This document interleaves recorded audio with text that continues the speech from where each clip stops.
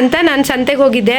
ನೋಡ್ರಿ ಇವರು 3 ಜನ ಏನಂತೀರಾ, ಒಂದು ಕಣ್ಣು ಮುಚ್ಕೊಂಡಿದೆ, ಒಂದು ಕಿವಿ ಮುಚ್ಕೊಂಡಿದೆ, ಒಂದು ಬಾಯಿ ಮುಚ್ಕೊಂಡಿದೆ.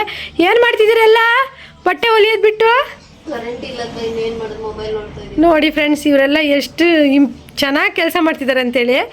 ಅದರಲ್ಲಿ ಸೀನಿಯರ್ ಅದು ಯಾಸ್ಮಿನ್ ಸಹಿತನೂ ಅಷ್ಟೇ ರೀಲ್ಸ್ ನೋಡ್ತಿದ್ದಾಳೆ. ಮತ್ತು ಸೆಕೆಂಡ್ ಸೀನಿಯರ್ ಅದು ಉಷಾ ಅವರು ಪರ್ಸನಾಲಿಟಿಯಲ್ಲಿ ಫಸ್ಟ್ ಸೀನಿಯರೇ, ಆದರೆ ಸ್ವಲ್ಪ ಟೈಲರಿಂಗಲ್ಲಿ ಸೆಕೆಂಡ್ ಸೀನಿಯರು. ಸಿಂಧು ನೋಡ್ರಿ, ಇವಳು ಆನಂದಪುರದಲ್ಲಿ ಫೇಮಸ್ ಎಂಬ್ರಾಯ್ಡ್ರಿ ವರ್ಕರು. ಹೆಂಗೆ ಕೂತಿದ್ದಾಳೆ ಅಂತೇಳಿ ಎಲ್ಲರೂ ಇವತ್ತು ಒಳ್ಳೆ ಫನ್ನಿ ಮಾಡ್ತಿದ್ದಾರೆ. ಅಲ್ಲ, ಇಷ್ಟೊಂದು ಸೀರಿಯಸ್ ಆಗಿ ಯಾಕೆ ಆಗಿದ್ದೀರ ಎಲ್ಲರೂ? Hi hello, welcome back to my channel. ನೋಡಿ ಫ್ರೆಂಡ್ಸ್, ನಾವು ಏನೋ ಅಂದ್ಕೊಂಡು ಬೆಳಗ್ಗೆ ಕೆಲಸನ ಸ್ಟಾರ್ಟ್ ಮಾಡಿರ್ತೀವಿ, ಆದರೆ ಕೆಲಸ ಹೇಗಾಗುತ್ತೆ ಅನ್ನೋದು ನಮಗೆ ಸಂಜೆವರೆಗೂ ಗೊತ್ತಾಗಲ್ಲ. ಅದಕ್ಕೆ ಇವತ್ತು ತುಂಬಾ ಅಂದರೆ ನಾನು ಬೆಳಗ್ಗೆ ಬೇಗನೆ ಎದ್ದುಬಿಟ್ಟು 4 ಗಂಟೆಗೆ ಎದ್ದು ಸ್ವಲ್ಪ ಬಟ್ಟೆನ ಹೊಲಿದ್ಬಿಟ್ಟು ಆಮೇಲೆ ಮನೆ ಕೆಲಸನೆಲ್ಲ ಮಾಡಿಕೊಂಡು ಮತ್ತೆ ಸ್ಟಿಚ್ ಮಾಡೋದಕ್ಕೆ ಕೂತೆ. ಖುಷಿಯಾಗಿ ಸ್ಟಿಚ್ ಮಾಡಿದೆ. ಹಾಗೆಯೇ ಒಂದು 2-3 ಬ್ಲೌಸ್ ಆಗ್ತಿದ್ದಂಗೆ ಕರೆಂಟ್ ಹೋಗ್ಬಿಡ್ತು. ಮತ್ತು ಕರೆಂಟ್ ಬರಲೇ ಇಲ್ಲ. ನಾವು ತುಂಬ ಜನಕ್ಕೆ ಬ್ಲೌಸ್ಗಳನ್ನು ಕೊಡೋದಕ್ಕೆ ಅಂತ ಹೇಳಿರ್ತೀವಿ, ಸಂಜೆ ಕೊಡ್ತೀವಿ, ಬೆಳಗ್ಗೆ ಕೊಡ್ತೀವಿ, ಮಧ್ಯಾಹ್ನ ಕೊಡ್ತೀವಿ ಅಂತ. ಆಲ್ರೆಡಿ 2-3 ಕಸ್ಟಮರು ಹೊಲಿದಿರೋ ಬಟ್ಟೆನ ಬಂದು ಇಸ್ಕೊಂಡು ಹೋದರು.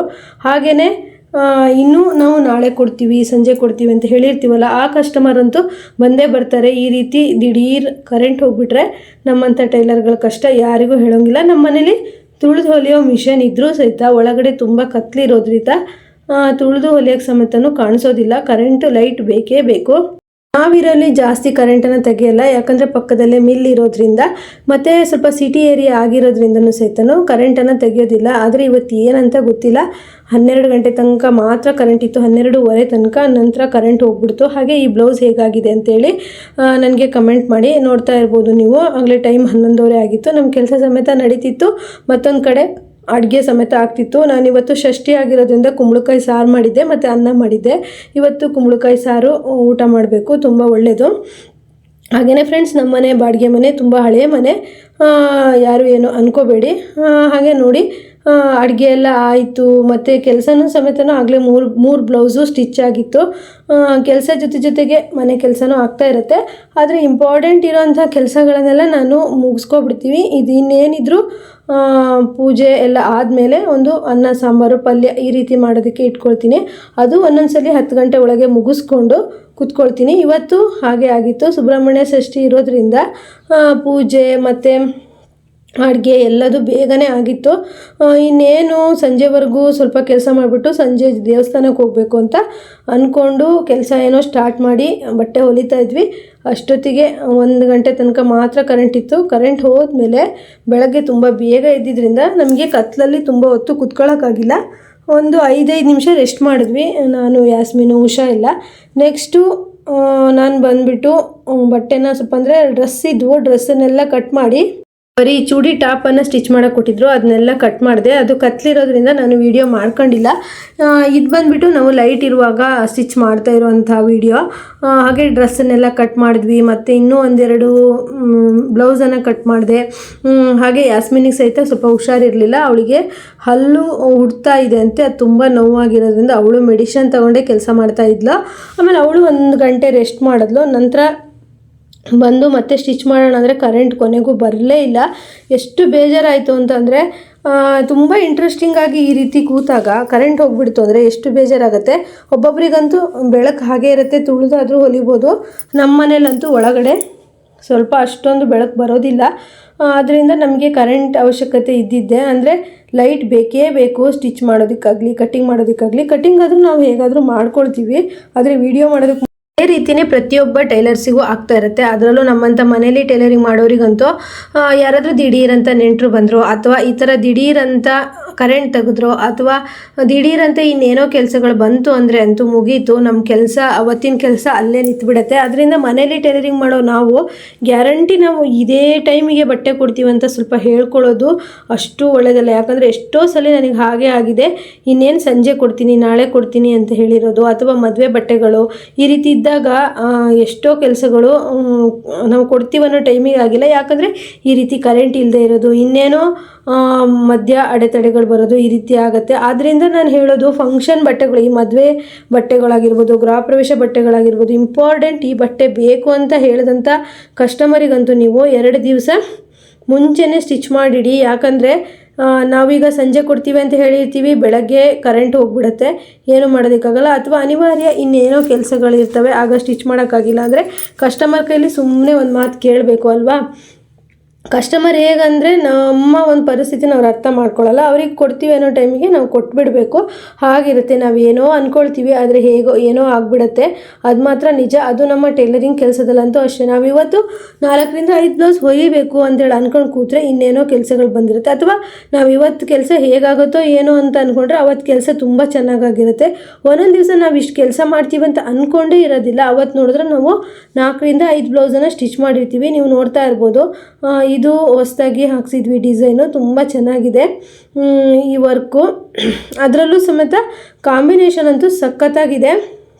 ಹಾಗೆ ನಾನು ಪ್ರತಿಯೊಂದು ವೀಡಿಯೋದಲ್ಲೂ ನಾವೇನಾದರೂ ಹೊಸದಾಗಿ ಡಿಸೈನ್ಸ್ ಏನಾದರೂ ಮಾಡಿಸಿದ್ರೆ ಆ ವಿಡಿಯೋಗಳನ್ನು ನಾನು ಹಾಕ್ತಾ ಇರ್ತೀನಿ. ಇದು ಝೂಮ್ ಮಾಡಿ ನಿಮಗೆ ಹತ್ತಿರದಿಂದ ಹಾಕ್ತೀನಿ ಲಾಸ್ಟಲ್ಲಿ. ಈ ಡಿಸೈನ್ ಎಲ್ಲ ಇಷ್ಟ ಆದರೆ ನೀವು ಲೈಕ್ ಮಾಡೋದನ್ನು ಮರಿಬೇಡಿ. ಹಾಗೆ ವಿಡಿಯೋನ ಸ್ಕಿಪ್ ಮಾಡದೆ ಪೂರ್ತಿಯಾಗಿ ಎಂಡ್ವರೆಗೂ ನೋಡಿ. ಒಳ್ಳೊಳ್ಳೆ ಇನ್ಫಾರ್ಮೇಷನನ್ನು ನಾನು ಕೊಟ್ಟಿದ್ದೀನಿ, ನೋಡ್ತಾ ಇರ್ಬೋದು. ಈ ರೀತಿ ಸ್ಟಿಚ್ ಮಾಡೇ ಕೊಟ್ಟಿರುವಂಥ ಬ್ಲೌಸು, ಯಾಕಂದರೆ ಸ್ಟಿಚ್ ಮಾಡಿಕೊಟ್ರೆ ಫಿನಿಶಿಂಗ್ ಎಲ್ಲ ಚೆನ್ನಾಗಿ ಬರುತ್ತೆ. ಇದು ಝೂಮ್ ಮಾಡಿ ಹತ್ತಿರದಿಂದ ನಿಮಗೆ ವಿಡಿಯೋ ಹಾಕ್ತೀನಿ. ತುಂಬ ಚೆನ್ನಾಗಿ ಬಂದಿದೆ ಬ್ಲೌಸು. ಒಂದ್ಸಲಿ ಹೀಗೆ ಆಗಿತ್ತು, ನನಗೆ ನಾಳೆನೇ ಮದುವೆ 2-3 ದಿನ ಇದ್ದಾಗಲೇ ನನಗೆ ಬ್ಲೌಸ್ ತಂದು ಕೊಟ್ಟಿದ್ರು, ಇಲ್ಲ ಸ್ಟಿಚ್ ಮಾಡಲೇ ಕೊಡಬೇಕು ಅಂತೇಳ್ಬಿಟ್ಟು. ನನಗೆ ಏನಾಯಿತು ಅಂತಂದರೆ ಪ್ರತಿದಿನ ಮಧ್ಯಾಹ್ನ 1-2 ಗಂಟೆ ನಂತರ ಗುಡುಗು ಮಳೆ ಅಂತ ಬರೋದು. ಅವಾಗ ಆ ಟೈಮಲ್ಲಿ ನನಗೆ 2-3 ದಿನವೂ ಸಹಿತ ಸ್ಟಿಚ್ ಮಾಡೋದಕ್ಕಾಗಿರಲಿಲ್ಲ. ಆಗ ನನಗೆ ಎಷ್ಟು ಕಷ್ಟ ಆಗಿತ್ತು ಅಂದರೆ ರಾತ್ರಿ ಎಲ್ಲ ಕುತ್ಕೊಂಡು ಹೊಲ್ದಿದ್ದೆ. ಗುಡುಗು ಮಳೆ ಬಂದು ಮಳೆ ಎಲ್ಲ ಹೋಗಾದಮೇಲೆ ಸ್ಟಿಚ್ ಮಾಡ್ತಿದ್ದೆ. ಈ ರೀತಿ ಪ್ರಾಬ್ಲಮ್ ನಾವು ಈಗ ಕಡಿಮೆ ಟೈಮಲ್ಲಿ ಇಸ್ಕೊಂಡಿರ್ತೀವಿ, ಈ ರೀತಿ ಅನಿವಾರ್ಯ ಕಾರಣಗಳು ಬಂದಾಗಂತೂ ತುಂಬಾ ಪ್ರಾಬ್ಲಮ್ ಆಗಿಬಿಡುತ್ತೆ. ಆದ್ದರಿಂದ ನಾನು ಎಲ್ಲ ಟೈಲರ್ಸ್ಗೆ ಹೇಳೋದಷ್ಟೇ, ಯಾವುದೇ ಫಂಕ್ಷನ್ಗಳ ಬಟ್ಟೆನ ನಾವು ಇಸ್ಕೊಂಡ್ವಿ ಅಂದರೆ ಮಿಸ್ ಮಾಡ್ದೇನೆ ನಾವು ಕೊಡಬೇಕಾಗತ್ತೆ. ಯಾಕಂದರೆ ಅಷ್ಟು ಜವಾಬ್ದಾರಿ ನಮ್ಮ ಟೈಲರ್ಸ್ಗಳ ಮೇಲಿರುತ್ತೆ. ಯಾಕಂದರೆ ಒಂದು ಫಂಕ್ಷನಿಗೆ ಎಲ್ಲ ವಸ್ತುಗಳು ಹೇಗೆ ಇಂಪಾರ್ಟೆಂಟ್ ಆಗಿರುತ್ತೋ ಹೊಸ ವಸ್ತುಗಳು ಅಷ್ಟೇ ಇಂಪಾರ್ಟೆಂಟ್ ಆಗಿರುತ್ತೆ. ಆದ್ದರಿಂದ ನಾನು ಈ ವಿಡಿಯೋದಲ್ಲಿ ಹೇಳೋದೇನು ಅಂದರೆ, ಅಂಗಡಿಯಲ್ಲಿ ಕೆಲಸ ಮಾಡೋ ಟೈಲರ್ಗಳಿಗಿಂತನೂ ಜವಾಬ್ದಾರಿ ಮನೇಲಿ ಮಾಡೋವಂಥ ಕೆಲಸ ಮಾಡೋವಂಥ ಟೈಲರ್ಗಳಿಗಿರುತ್ತೆ. ಯಾಕಂದರೆ ತುಂಬ ಬಟ್ಟೆಗಳನ್ನು ನಾವು ಸ್ಟಿಚ್ ಮಾಡ್ತಿರ್ತೀವಿ ಅಂದರೆ ಫಂಕ್ಷನ್ಗಳ ಬಟ್ಟೆ ಆಗಿರ್ಬೋದು, ಮತ್ತು ಅವರು ಫಂಕ್ಷನ್ಗೆ ಹೋಗೋ ಬಟ್ಟೆಗಳಾಗಿರ್ಬೋದು ಕೊಟ್ಟಿರ್ತಾರೆ. ಯಾವುದೇ ಕಾರಣಕ್ಕೂ 2 ದಿನ ಮುಂಚೆನೇ ನೀವು ಫಂಕ್ಷನ್ಗಳ ಬಟ್ಟೆನ ಸ್ಟಿಚ್ ಮಾಡಿಡಿ. ಮತ್ತು ನಾನು ಇನ್ನೊಂದು ಟಿಪ್ಸ್ ಹೇಳ್ತೀನಿ ನಿಮಗೆ. ಕಸ್ಟಮರು ಬಟ್ಟೆನ ತಂದುಕೊಟ್ಟ ತಕ್ಷಣ ಅದಕ್ಕೆ ಏನಾದರೂ ನೀವು ಲೈನಿಂಗನ್ನು ಹಾಕಬೇಕು, ಫಾಲ್ ಹಾಕಬೇಕು ಅಂದರೆ ಆ ಟೈಮಿಗೆ ಆ ಕಲ್ಲರನ್ನು ನೀವು ಅವ್ರ ಹತ್ರ ಆ ಬಟ್ಟೆಗಳನ್ನು ನೋಡ್ತಾನೆ ಕಟ್ ಮಾಡಿ ಇಟ್ಕೊಂಬಿಡಿ. ನಂತರ ನೀವು ಆ ಬಟ್ಟೆಗಳಿಗೆ ಲೈನಿಂಗನ್ನು ತಂದು ಇಟ್ಕೊಂಡ್ರೆ ನೀವು ಲೈನಿಂಗನ್ನು ವಾಶ್ ಮಾಡಿ ಹಾಕೋರಾದರೆ ಹಾಕಿ ಹೊಲಿಬೋದು. ಅಥವಾ ಕೆಲವು ಕಡೆ ಲೈನಿಂಗ್ ವಾಶ್ ಮಾಡಿ ಹಾಕೋದಿಲ್ಲ, ಅವರು ನೀವು ಕರೆಕ್ಟಾಗಿ ಬೇಗ ನೀವು ಹೊಲ್ದು ಹಾಕ್ಬೋದು. ಇಲ್ಲ ಅಂದರೆ ಕಸ್ಟಮರಿಗೆ ಇನ್ನೇನು ನಾಳೆ ಕೊಡೋದಿರುತ್ತೆ ಅಂದರೆ ಇವತ್ತು ಇಡೀ ದಿವಸ ಅವ್ರ ಬಟ್ಟೆಗಳಿಗೆ ಲೈನಿಂಗು ಮತ್ತು ದಾರ ಮತ್ತು ಲೇಸು ಈ ರೀತಿ ಹುಡುಕ್ತಾ ಇರಬೇಕಾಗತ್ತೆ. ಅದೇ ನೀವು ಕಸ್ಟಮರ್ ಹೇಳಿ ಹೋಗಿದ್ದಿನ ಒಂದು ನೋಟ್ಸ್ ಮಾಡಿಕೊಂಡು ಏನೇನು ತರಿಸ್ಬೇಕು ಅದನ್ನೆಲ್ಲ ತರಿಸಿಟ್ಕೊಂಡ್ರೆ ಕಡಿಮೆ ಟೈಮಲ್ಲಿ ನೀವು ಬೇಗ ಹೊಲಿಬೋದು.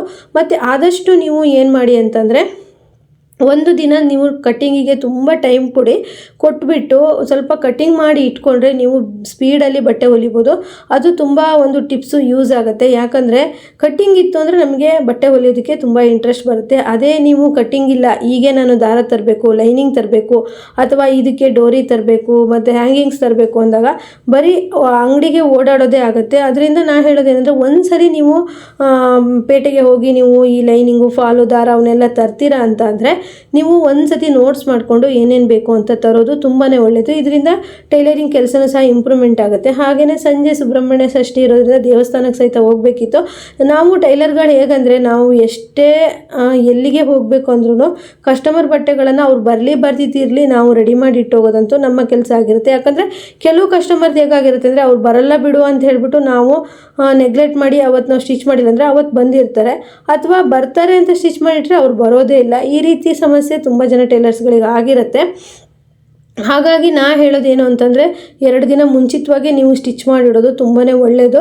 ಯಾಕಂದರೆ ಕನ್ಫರ್ಮ್ ನೀವು ಈ ಡೇಟಿಗೆ ತೊಗೊಂಡೋಗ್ತಾರಂದರೆ ಮುಂಚಿತವಾಗಿ ಸ್ಟಿಚ್ ಮಾಡೋದು ಒಳ್ಳೆಯದು. ಯಾಕಂದರೆ ನಾವು ಕರೆಕ್ಟಾಗಿ ಅಮೌಂಟ್ ಕೊಡೋವಂಥ ಕಸ್ಟಮರು, ಬಾರ್ಗಿಂಗ್ ಮಾಡದೇ ಇರೋಂಥ ಕಸ್ಟಮರ್ಗೆ ಬಟ್ಟೆಗಳನ್ನು ನಾವು ಬೇಗ ಬೇಗ ಸ್ಟಿಚ್ ಮಾಡಿ ಕೊಟ್ಟಾಗ ನಮ್ಮ ಅರ್ನಿಂಗ್ ಸಹ ಚೆನ್ನಾಗಾಗತ್ತೆ. ಹಾಗೆ ನಾವು ಕೆಲಸ ಮಾಡೋದಕ್ಕೂ ಸಹಿತ ಇಂಟ್ರೆಸ್ಟ್ ಬರುತ್ತೆ. ಅದೇ ನಾವು ಮಾಡಿರೋ ಕೆಲಸನ ತುಂಬ ಬಾರ್ಗಿಂಗ್ ಮಾಡ್ತಾಯಿದ್ರು ಅಥವಾ ಇಸ್ಕೊಂಡೇ ಹೋಗಿಲ್ಲ ಅಂದಾಗ ಅವರು ಕೆಲಸಗಳನ್ನು ಮಾಡೋದಕ್ಕೆ ನಮಗೆ ತುಂಬಾ ಬೇಜಾರಾಗುತ್ತೆ. ಅದರಿಂದ ನಾನು ಹೇಳೋದೇನು ಅಂದರೆ ಸ್ವಲ್ಪ ನಿಮಗೆ ಕಷ್ಟ ಆದರೂ ಪರವಾಗಿಲ್ಲ, ಚೆನ್ನಾಗಿ ಅಮೌಂಟ್ ಕೊಡ್ತಾರೆ, ತುಂಬ ಚೌಕಾಸಿ ಮಾಡಲ್ಲ ಅನ್ನೋ ಕಸ್ಟಮರ್ ಇದ್ದರೆ ನೀವು ಅವರನ್ನು ಕಳ್ಕೊಬೇಡಿ. ಕಷ್ಟ ಆದರೂ ಪರವಾಗಿಲ್ಲ, ನೀವು ಹೊಲಿರಿ. ನಾನು ಇವತ್ತು ಪೂಜೆ ಎಲ್ಲ ಇದ್ದಿದ್ದ ದಿವಸ ಏನು ಮಾಡ್ತೀನಿ, ಬೆಳಗ್ಗೆ ಸ್ವಲ್ಪ ಬೇಗನೆ ಎದ್ದು 4 ಗಂಟೆಗೆ ಎದ್ದುಬಿಟ್ಟು 1.5 ಬ್ಲೌಸ್ ಹೊಲಿದೆ. 1.5 ಬ್ಲೌಸ್ ಆದಮೇಲೆ ಮತ್ತು ನಾವು ಈಗ ಅಡುಗೆ ಮತ್ತು ಪೂಜೆ ಎಲ್ಲ ಮಾಡಿಕೊಂಡು ಸ್ಟಿಚ್ ಮಾಡೋಕ್ಕೂತೆ ನೋಡ್ತಾ ಇರ್ಬೋದು. ಇದು ಕರೆಂಟ್ ಹೋದ್ಮೇಲೆ ಇದೇ ನಮ್ಮ ಹುಡುಗರ ಕತೆ. ಯಾಕಂದರೆ ಕರೆಂಟ್ ಹೋದರೆ ನಮ್ಮ ಮನೇಲಿ ಬಟ್ಟೆ ಹೊಲಿಯೋದಕ್ಕೆ ಕಾಣಿಸೋದೇ ಇಲ್ಲ.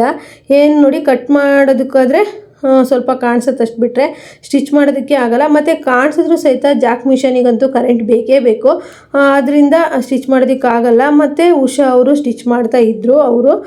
ಮತ್ತು ಇದೇ ರೀತಿ ಆಯಿತು ಟೈಮು. ನಾನು ನೋಡಿ ಕರೆಂಟಿಗಾಗಿ ವೆಯ್ಟ್ ಮಾಡಿ ಬಟ್ಟೆಗಳೆಲ್ಲ ಕಟ್ ಮಾಡಿ ಮುಗೀತು. ಮಧ್ಯಾಹ್ನ ಆಗಲೇ 3-3:30 ಆಯಿತು.